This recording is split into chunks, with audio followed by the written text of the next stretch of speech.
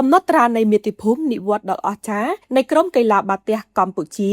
បាននាំយកអំណោយយ៉ាងត្រចះត្រចង់ជូនប្រជាជាតិខ្មែរ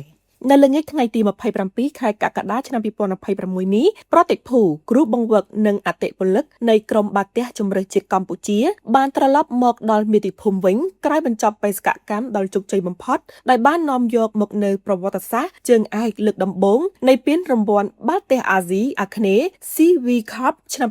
2026ជើងទី1កាលពីពេលថ្មីៗនេះអមជាមួយនឹងពាននិងមេដាយមាសបន្ថែមទៀតនៅក្នុងឱកាសដ៏រំភើបនេះលោកអភិសន្តិបណ្ឌិតសសុខាឧបនាយករដ្ឋមន្ត្រីក្រសួងមហាផ្ទៃនិងជាប្រធានសហព័ន្ធកីឡាបាល់ទះកម្ពុជានិងលោកជំទាវអញ្ជើញទទួលស្វាគមន៍យ៉ាងកក់ក្ដៅនៅក្នុងនោះក៏មានវត្តមានតំណាងក្រសួងអប់រំយុវជននិងកីឡានិងប្រជាពលរដ្ឋជាច្រើនផងដែរគូបញ្ជាក់ផងដែរថាក្រុមបាល់ទះបុរសកម្ពុជាទើបតែឈានជើងចូលប្រកួតក្នុងពានរង្វាន់នេះបានពីរដូវកាលតែប៉ុណ្ណោះស្រាប់តែធ្វើឲ្យមហាជនទាំងក្នុងនិងក្រៅប្រទេសជាពិសេសប្រទេសនៅក្នុងតំបន់អាស៊ានទាំងមូលភ្ញាក់ផ្អើល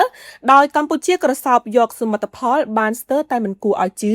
ខណៈប្រទេសមួយចំនួនដែលចូលរួមមុនកម្ពុជាមិនទាន់ធ្វើបាននៅឡើយទេ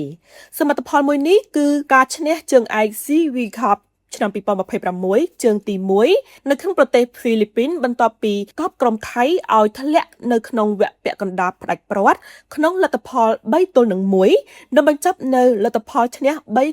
3-2ជាមួយនឹងជើងខ្លាំងឥណ្ឌូនេស៊ីចំណែកជើងទី2នៅទឹកដីឥណ្ឌូនេស៊ីកម្ពុជាទទួលបានចំណាត់ថ្នាក់លេខ4ដោយម្ចាស់ផ្ទះឥណ្ឌូនេស៊ីឈ្នះក្នុងលទ្ធផល3-1បើទោះបីជាយ៉ាងណាក្តីក៏ដោយជ័យជំនះមួយនេះគឺលើសពីអ្វីដែលយើងរំពឹងទុកកាលពីមុនប្រកួតទៅទៀតដូច្នេះហើយដើម្បីអបអរសាទរក្រុមបាល់ទះជម្រើសជាតិកម្ពុជា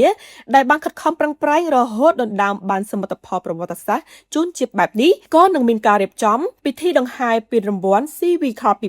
2026ជើងទី1ដោយចេញដំណើរពីប្រលានឆ្លងកាត់មហាវិថីនិងទីតាំងសំខាន់ៗមួយចំនួនក្នុងរាជធានីភ្នំពេញមុនឆ្ពោះទៅបញ្ចប់នៅជំរំវឹងហាត់របស់ក្រុមជម្រើសជាតិកម្ពុជាស្ថិតបរិវេណ Grand ភ្នំពេញផងដែរ